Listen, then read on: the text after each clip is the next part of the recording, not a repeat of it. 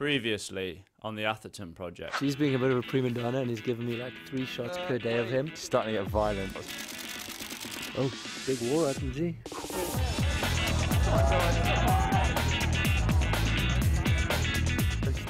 Set to stay on the bike. I never thought you'd win. Well done for pulling out. Yeah, way to flip and support me. We went up at the end of the trip and did ride, don't slide. Those times that make you think how lucky you are and how glad you are that you do it.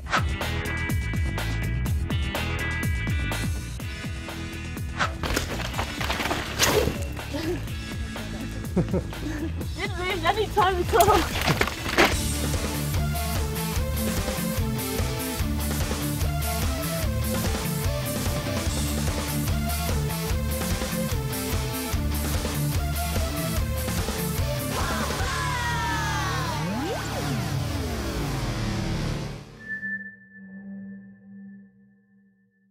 Since having this halo on, it's just been like a crazy experience, you know. I hate to say it, but it's been like a real life-changing thing, you know. When I was in hospital, like, picturing myself getting back on a race bike, getting fast again was just the last thing on my mind. But now, I'm starting to make new goals and I'm starting to have new visions, and all going well. I'll be back on my bike and training hard this winter. I'm probably more motivated now than I ever have been in my life. I'm doing things that I've never done in my life, exploring new avenues, new potential, and new possibilities, and you know, I'm motivated for the future.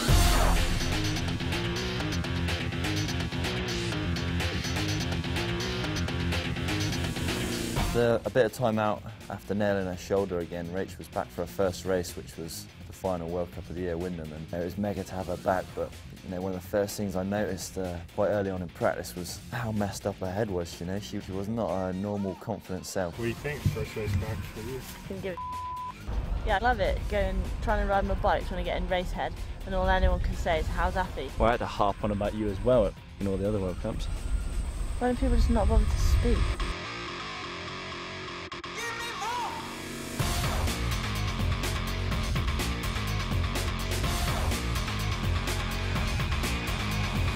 Wyndham was my first race back after I dislocated my shoulder at Leogang. It was kind of weird. Definitely the first day was pretty roller coaster day for me, you know, just all over the place. Wasn't really sure what I was doing or what to do or anything.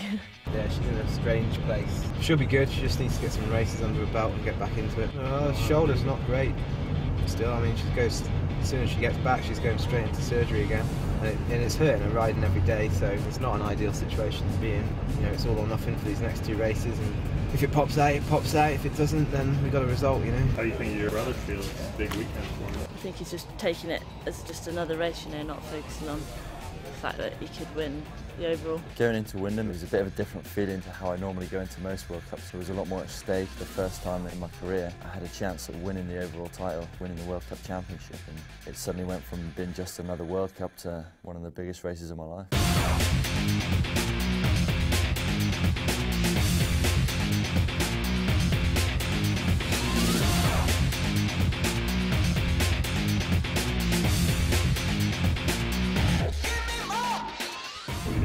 Chances are this weekend to take the title. Best he's ever done is 3rd overall. He's suffering big style with the worst cough you've ever heard in your life, but he said he's riding well, and it only affects him when he gets to the bottom. Brings up blood, that's right, as long as it doesn't affect him on his run, we'll be fine. How you feeling this weekend, you know? Feel good. Now the truth. I feel terrible.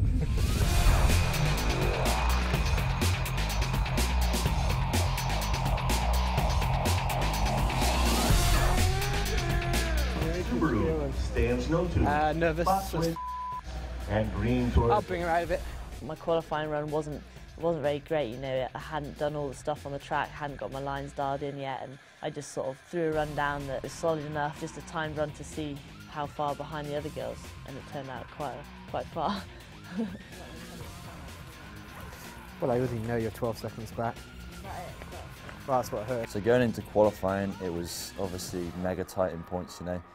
Literally 7 points between me and Greg, and you know, I knew at this stage I'd have to pull out all the stops to pull some points back, you know, and qualifying went from being just an opportunity to kind of get used to the track and start to get up to race speed to, you know, a legit race that I had to win and try and claw some points back on Greg.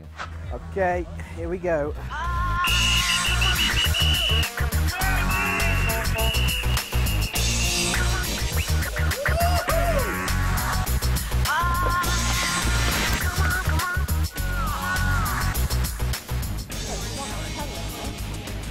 It's tight.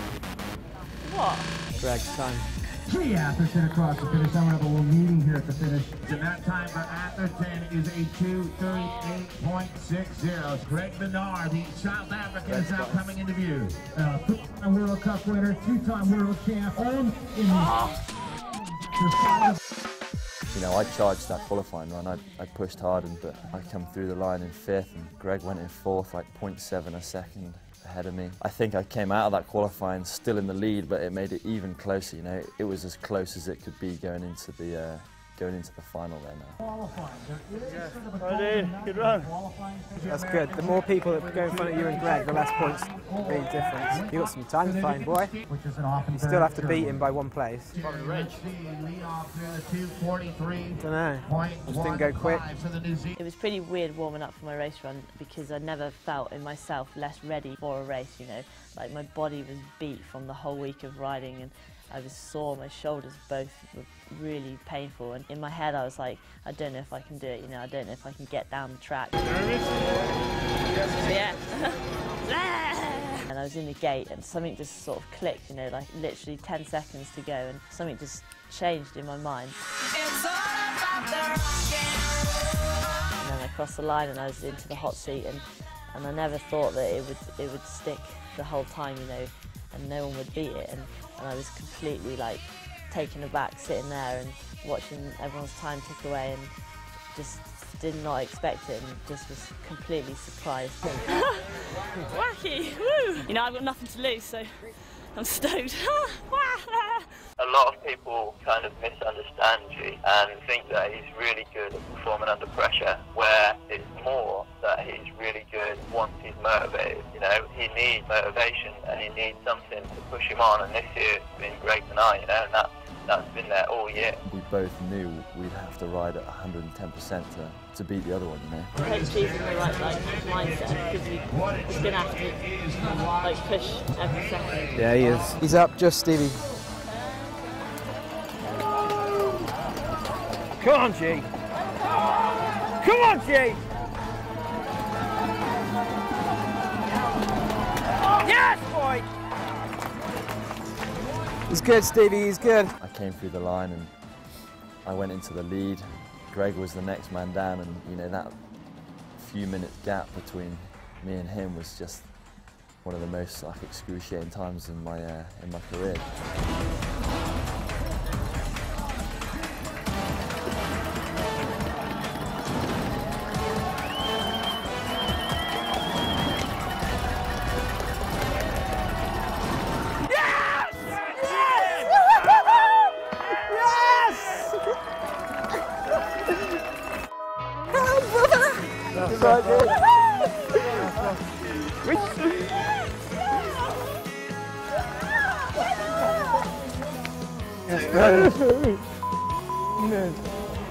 So stoked. How close was that?